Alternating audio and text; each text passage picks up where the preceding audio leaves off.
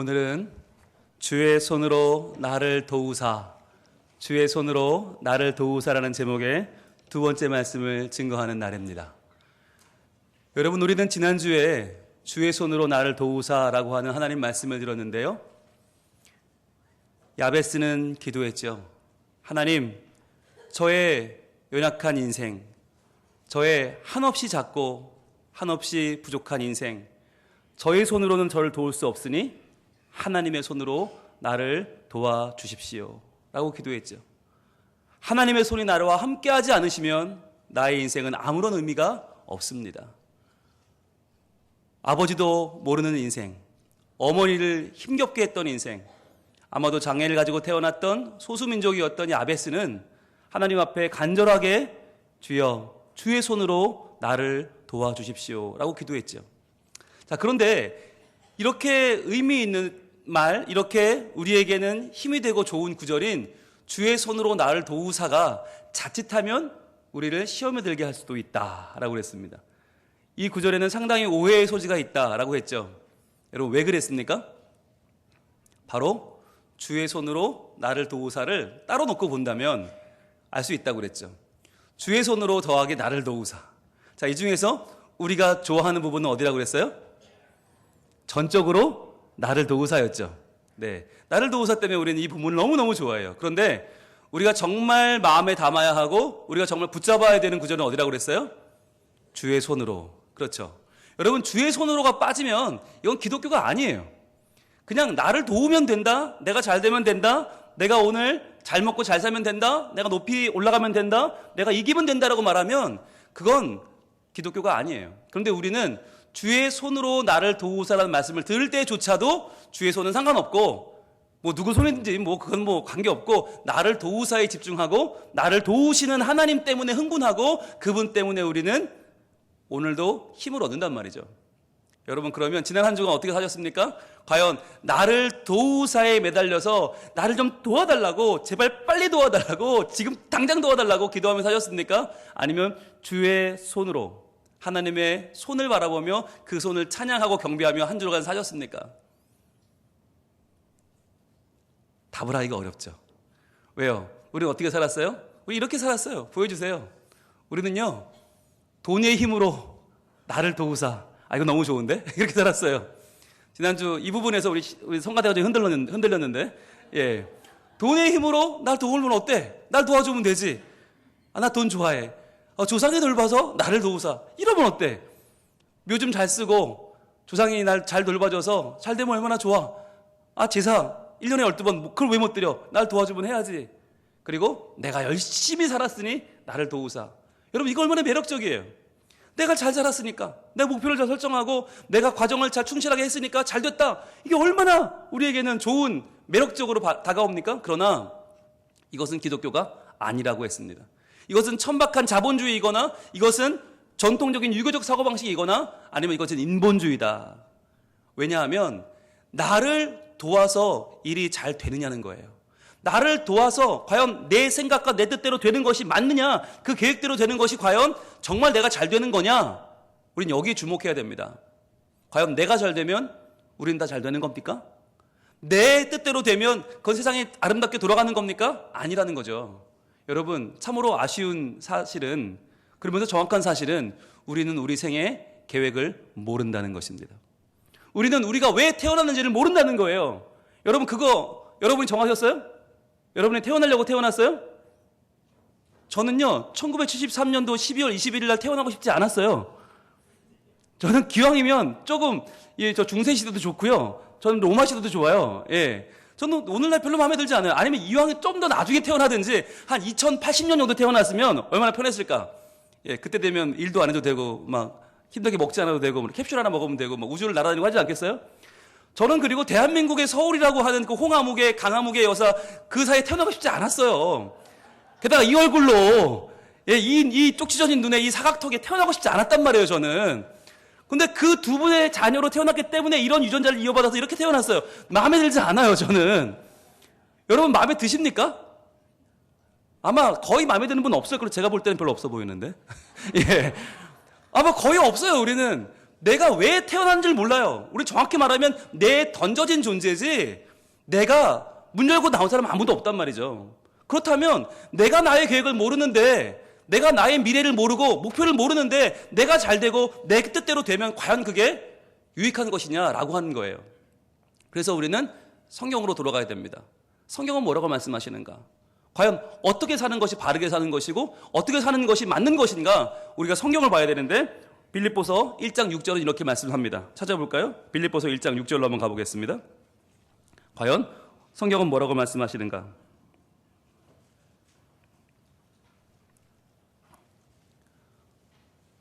신약성경 317쪽에 있습니다.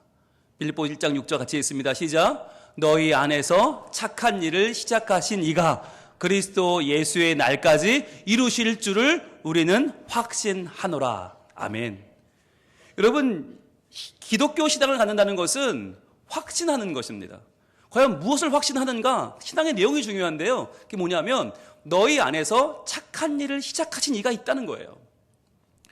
이미 우리의 삶은 우리가 시작한 게 아니고 누군가가 우리를 시작하게 하셨는데 그것도 착한 일, 선한 일, 옳은 계획, 바른 계획을 시작하신 이가 있어요. 그럼 내가 시작한 게 아니에요. 그분이 누구예요? 그분이 바로 하나님이십니다.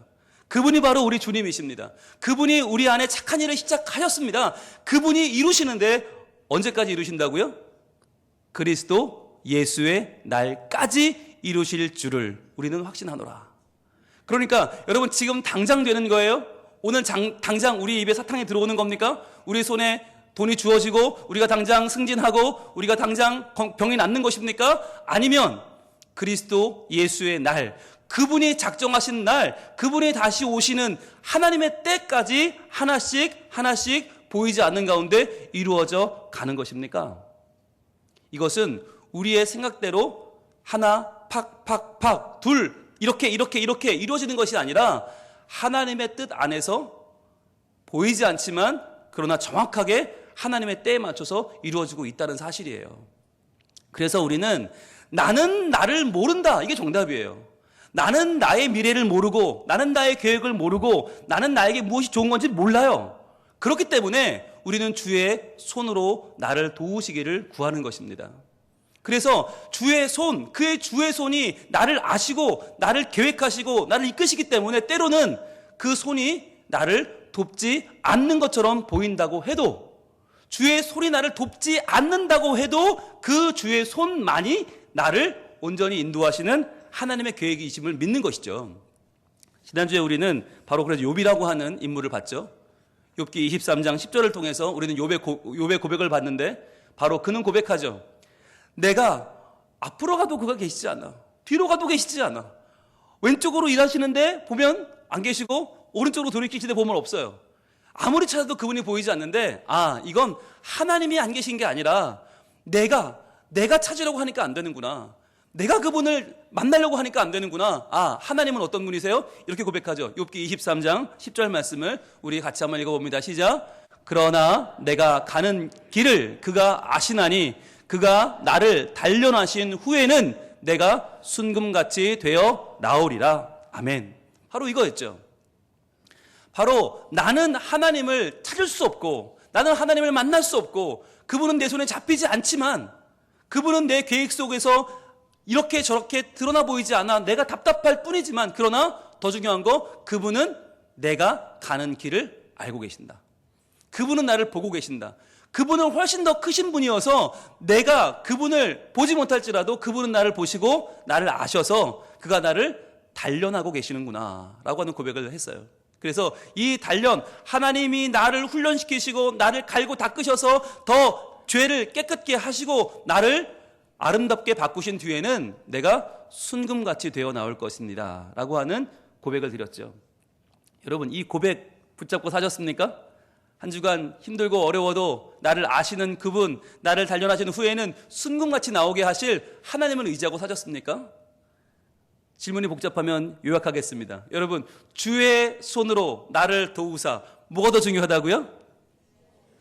주의 손으로. 확실합니까? 아멘입니까?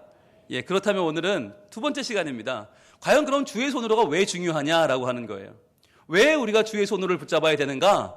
주의 손으로가 뭔데? 라고 하는 거죠. 바로 이것입니다. 주의 손으로는 뭐냐? 그것은 존재입니다. 그것은 관계입니다. 여러분, 이것은 우리가 살아갈 때 가장 중요한 것입니다. 가장 중요한 거 존재 그리고 관계입니다. 아니 그러면 존재 아닌 게 있습니까? 관계 아닌 게 있습니까? 있습니다. 있어요. 그게 바로 나를 도우사. 나를 도우사는 뭐예요? 존재 관계를 뛰어넘는 이것 아닌 다른 것이 있다? 그것이 바로 기능, 도구입니다. 우리는 하나님을 어떻게 이해합니까? 하나님은 하나님이시니까 귀중한 것입니까? 하나님이시니까 내게 소중하고 하나님이니까 내가 믿는 겁니까? 아니면 하나님이 나를 이렇게 저렇게 해 주시니까 믿는 겁니까? 우리의 필요를 채우시는 하나님의 기능 때문에 우리는 하나님을 사랑합니까? 아니면 하나님이니까 우리는 하나님을 믿습니까? 여러분, 이게 중요한데요. 우리는 살아가면서 수많은 것을 선택하죠. 왜 선택합니까? 기능 때문에 선택합니다. 내가 이 핸드폰을 쓰는 이유, 전화가 잘 걸려, 인터넷이 잘 돼, 와이파이가 잘 터져. 기능 때문에 우리는 많은 것을 선택하죠.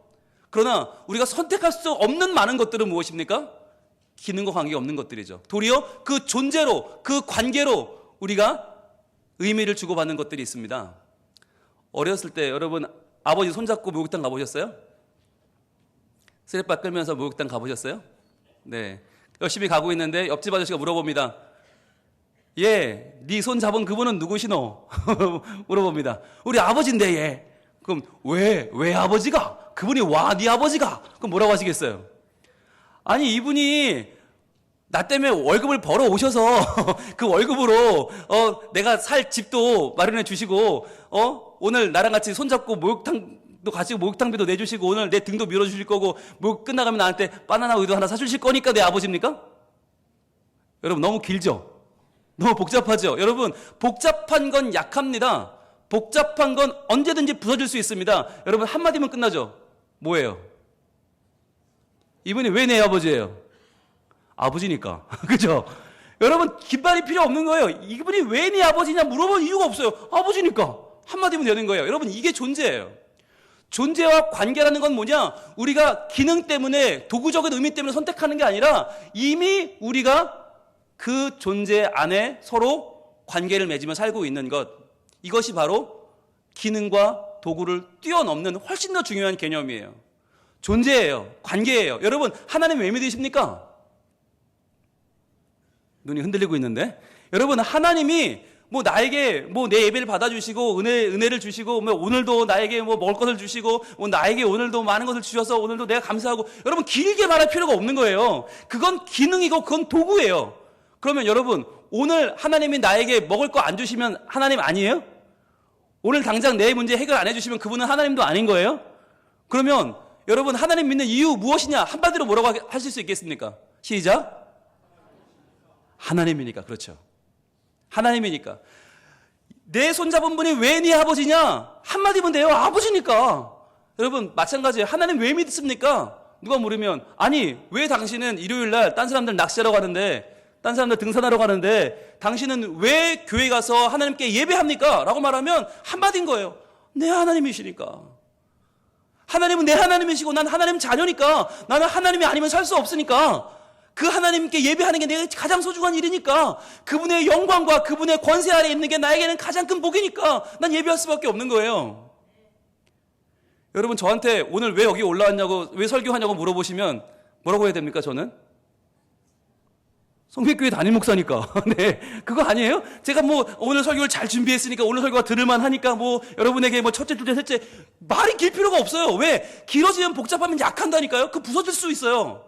오늘 제가 설교 준비 잘 못했으면 안 올라와야 되는 겁니까? 준비하다 마음에 안 들면 오늘은 좀 이상해. 그러면 손 목사님 대신 올라가세요. 이럴 수 있는 겁니까? 없단 말이에요. 그럼 뭐예요? 존재가 뭐예요? 존재는 선택할 수 있는 게 아니에요. 존재는 그 자체로 의미가 있어요. 관계는 그 자체로 의미가 있는 것입니다.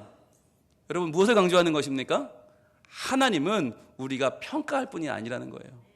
하나님은 우리가 이렇다 저렇다 토를 달 뿐이 아니에요. 천지를 창조하시는 분이고 우리의 인생을 섭리하시는 분이고 우리를 마침내 완성하실 하나님, 그 하나님을 내가 알 수 있는 게 감사한 거고 만났다는 게 감사한 것이고 예배할 수 있다는 게 감격적인 것이지 그분이 왜 하나님 되셔야 하느냐, 첫째, 둘째, 셋째를 따질 수가 없다는 것입니다. 여러분, 우리가 하나님을 도구적으로 기능적으로 이해하지 않고 하나님을 그 존재 자체로, 관계 자체로 만났음을 감사하며 기뻐할 때 벌어지는 최고의 복이 뭔지 아세요? 하나님도 우리를 도구로 보지 않는다는 거예요. 하나님도 우리를 기능적으로 이해하지 않는다는 거예요. 성민교회 교인들아, 너 지난주에 뭐 했냐? 어떻게 살았냐? 라고 묻지 않으시는 거예요. 지난 한 주간 성경 많이 묵상했냐? 기도 좀 열심히 했냐? 새벽기도 6일 있었다 며칠 나왔냐? 라고 묻지 않으시는 거예요. 과연 지난주 얼마를 벌었고 그 중에 얼마를 헌금했는지 하나님은 묻지도 따지지도 않으십니다. 왜? 하나님 자녀니까. 여러분, 왜 하나님 예배하세요? 하나님 자녀니까. 여러분, 여기 들어올 때 여러분 바코드 찍었어요? 뭐 인증했어요? 여러분 뭐 시험 봤어요? 아니요. 누구나 다 들어오셨어요. 왜요? 하나님 자녀니까.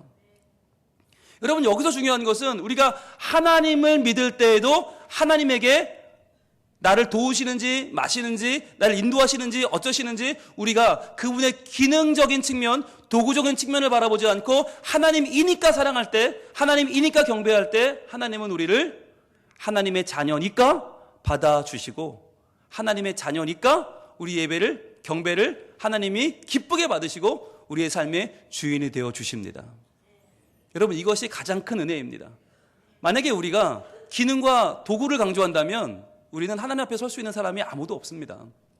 우리 중 누가 과연 지난 한 주간 나는 예배드릴 만큼 살았다고, 하나님 내 예배를 받아주시는 게 맞다고 주장할 수 있는 사람이 과연 누가 있겠습니까? 아무도 없는 것입니다. 그러나 이렇게 아무것도 자랑할 것이 없는 우리를, 아무것도 내세울 것이 없는 우리를 받아주시는 하나님은 어떤 분이세요? 내 하나님이세요. 그분이 존재로, 관계로 우리를 받아주시기 때문에 우리는 오늘 이 자리에 있는 줄로 믿습니다. 자, 그럼 이것을 우리에게 보여주는 사건이 있습니다. 같이 한번 가볼까요? 요한복음 13장 1절로 갑니다. 요한복음 13장 1절.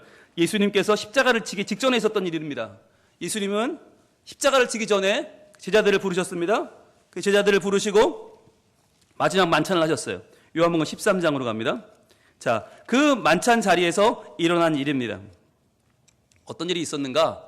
우리 한번 보겠습니다. 요한복음 13장 1절 함께 읽습니다. 시작. 유월절 전에 예수께서 자기가 세상을 떠나 아버지께로 돌아가실 때가 이른 줄 아시고 세상에 있는 자기 사람들을 사랑하시되 끝까지 사랑하시니라. 아멘. 여러분, 유월절 전에 그랬어요. 유월절은 언제죠? 바로 어린 양을 잡아서 어린 양의 피를 바르는 때입니다. 그 어린 양의 피가 우리를 하나님의 사랑 가운데 거하게 하고, 죄악은, 사망은 우리를 넘어가는, 저주는 우리를 넘어가는, 넘어갈 유, 넘어갈 월. 그래서 유월절은 패스오버입니다. 죽음이 우리를 넘어가는 날, 유월절. 그런데 이 유월절에, 이번 유월절은 좀 특별했습니다. 어린 양을 잡는 것이 아니라 바로 온 인류의 죄를 지고 가시는 하나님의 어린 양, 예수 그리스도가 십자가에 달리시는 바로 그 유월절입니다. 그래서 단번의 제사로 모든 이의 죄를 영원히 해결하시는 바로 예수 그리스도의 십자가를 눈앞에 두고 있는 바로 이때에 예수님 무엇을 하셨는가? 자기가 세상을 떠나 아버지께로 돌아가실 때가 이른 줄을 아시고 그랬어요. 이제 마지막 때가 눈앞에 오고 있습니다. 이제 십자가를 칠 때가 되었습니다. 그럼 뭘 해야겠습니까? 과연 그 인생을 마무리하게 되는, 사명을 마무리하는 이때 무엇을 해야겠습니까? 예수님은 어떻게 하셨어요? 세상에 있는 자기 사람들을 사랑하셨어요. 사랑하시되 끝까지 사랑하셨어요. 끝까지, 십자가를 지는 그 순간까지 사랑하시고 그들의 모든 죄와 허물과 연약함에도 불구하고 그들을 끝까지 사랑하셨어요. 자, 그러면 왜 사랑하신 것입니까? 왜 사랑했어요? 이유는 한 가지죠. 본문에 찾아보세요. 왜 사랑했어요? 자기 사람이니까. 그렇죠. 자기 사람이니까 사랑한 거예요. 여러분, 이것은 단순한 일입니다. 그들이 예수님께 잘해서가 아니고요, 예수님께 뭔가를 정말 눈에 띄게 예수님을 잘 섬기고 예수님 마음에 들어서가 아니고요, 전도를 잘해서 귀신을 잘 쫓아내서 병을 고쳐서가 아니고요, 자기 사람이니까 사랑한 거예요. 여러분, 이게 은혜예요.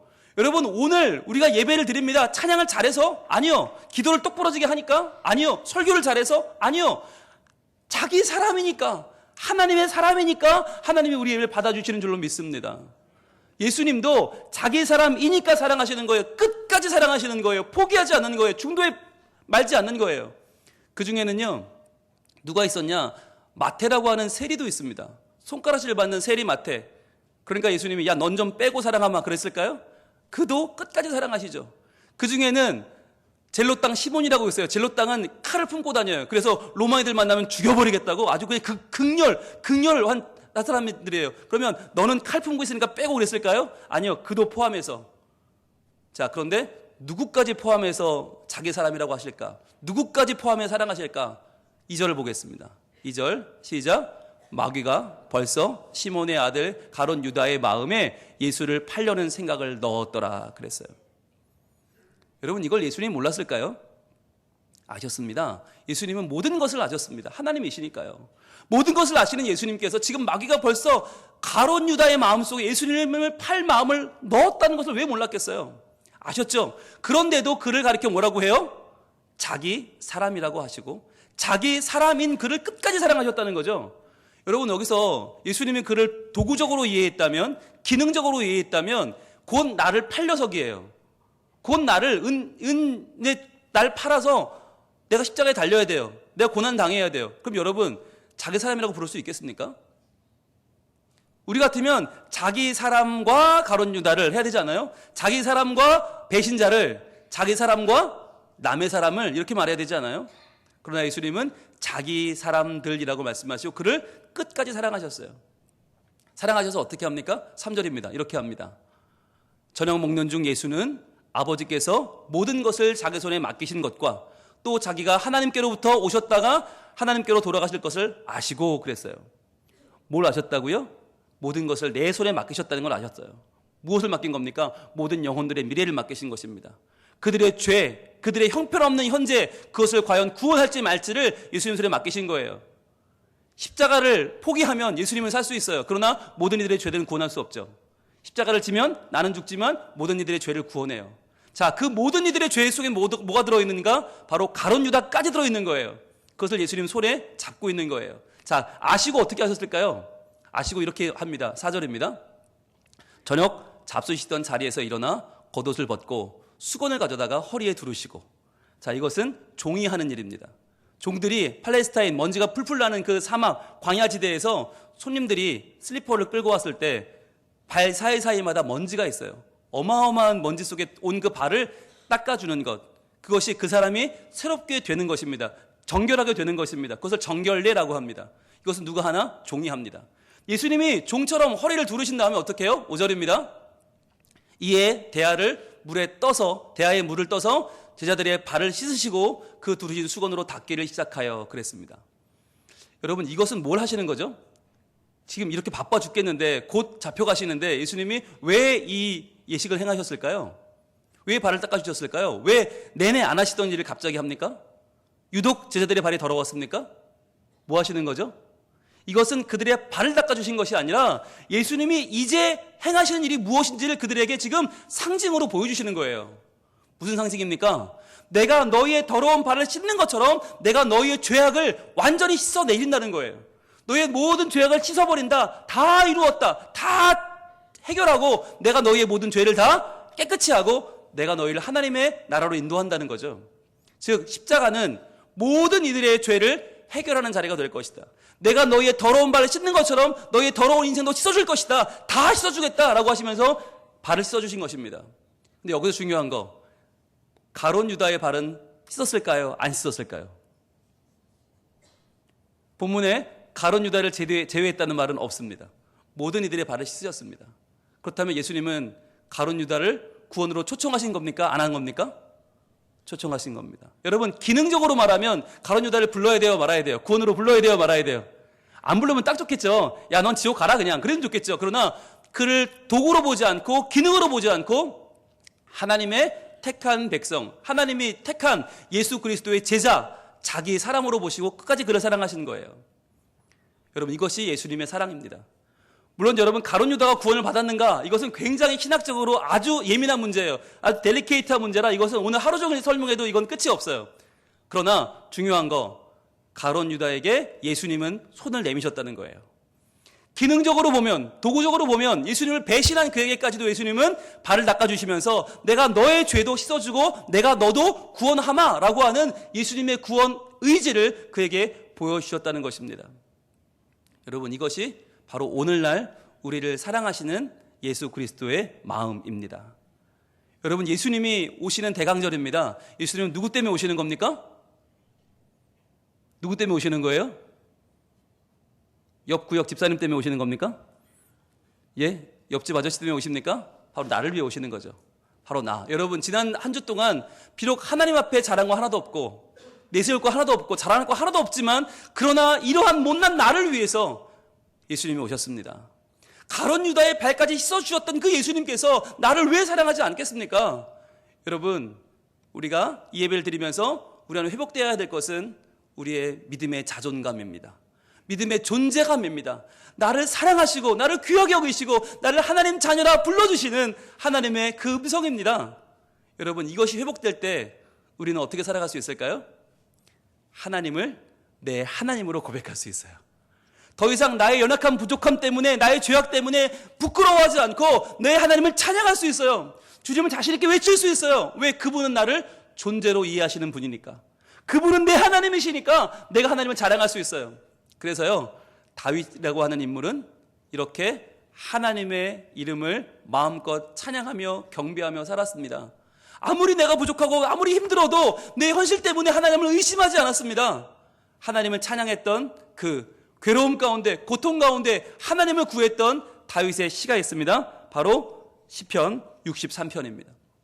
시편 63편 한번 볼까요? 아주 유명한 시인데요. 시편 63편 1절에서 그는 이렇게 고백합니다.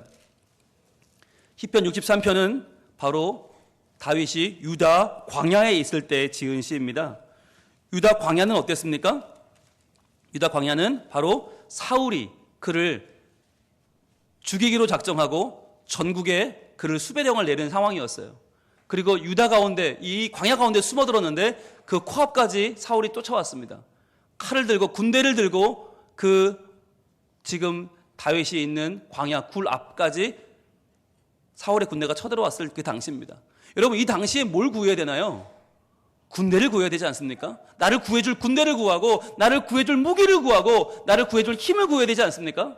그런데 다윗은 기능과 도구를 구하지 않고 존재를 구하고 있습니다. 우리 1절 같이 읽을까요? 시작.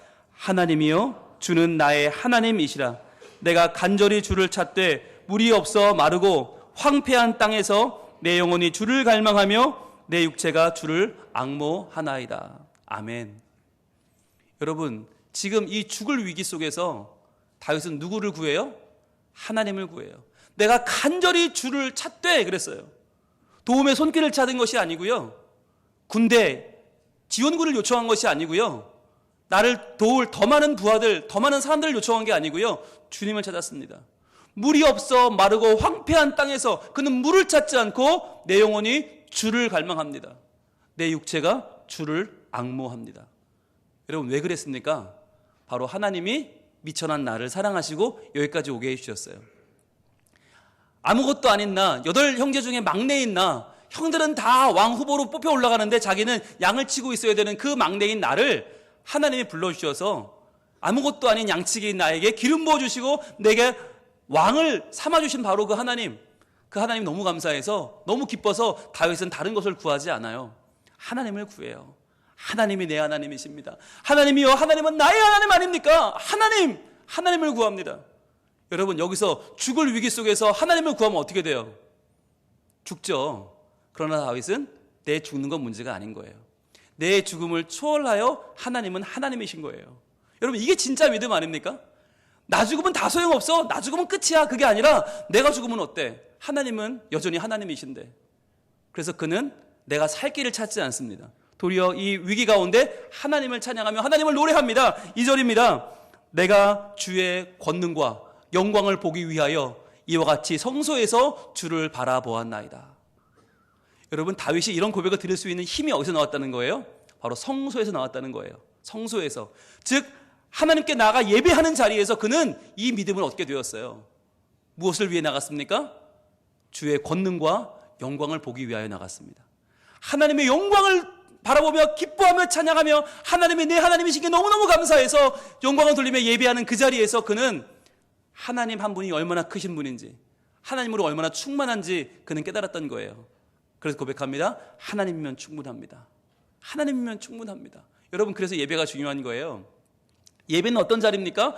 나를 있는 그대로 받아주시는 하나님을 감사하면서 하나님 그분의 영광을 바라보는 자리입니다. 뭘 해줘서 하나님이 아니고요, 하나님 뭘 챙겨줘서 하나님이 아니고요, 내가 비록 남들이 나를 인정해주지 않아도, 비록 남들은 나를 귀하게 여기지 않는다 해도, 때로는 일이 되지 않고 손가락질을 당해도 하나님이 내 하나님이심을 바라보는 자리가 바로 예배의 자리인 것입니다. 그래서 그는 이렇게 믿음의 고백을 합니다. 3절입니다. 주의 인자하심이 생명보다 나음으로. 즉, 내 생명 살고 죽는 게 문제가 아니라 더 중요한 게 있습니다. 그것이 바로 하나님의 헤세드입니다. 하나님의 인자하심, 하나님의 부으시는 사랑, 나를 채우시는 그 헤세드가 너무나 넘쳐서 내 생명 따위는 중요하지 않습니다.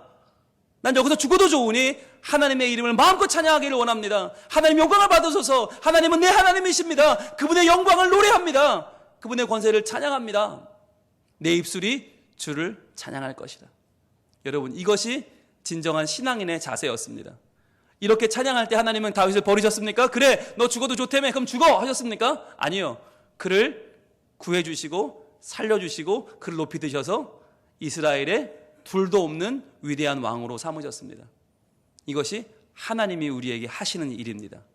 우리가 하나님을 하나님으로 믿고 섬길 때 하나님은 우리를 하나님의 자녀로 묻지도 따지지도 않으시고 우리를 받아주십니다. 우리와 함께 하십니다. 우리를 향하신 하나님의 위대한 계획을 이루어 주십니다. 우리가 꿈꾸는 것보다 더 나은 훨씬 더 위대한 하나님의 계획이 우리 가운데 이루어질 줄로 믿습니다.